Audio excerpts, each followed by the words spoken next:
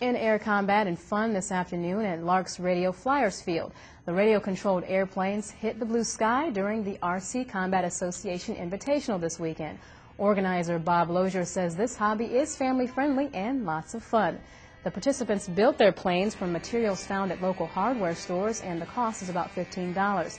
He says surprisingly enough, the planes are very durable, which helps during the combat.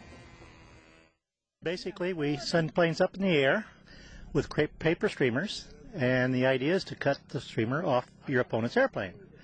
And sometimes we hit each other accidentally. It's like NASCAR. Pilots from all over Ohio and neighboring states came to Lima's event. Radio Flyer officials say just about every weekend you can find an event to participate in with your plane.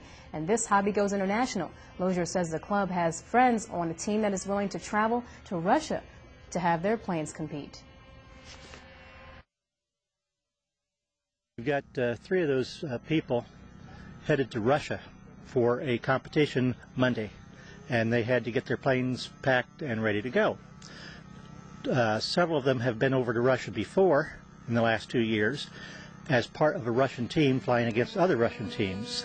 This year is the first year they assembled enough pilots to go over as a U.S. team in its entirety to compete against the Russians.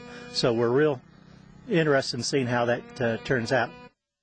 The Lark's Radio Flyers will be hosting an open house on July 19th at their field on State Route 309 outside of Delphus, about 1.25 miles west of Grubb Road.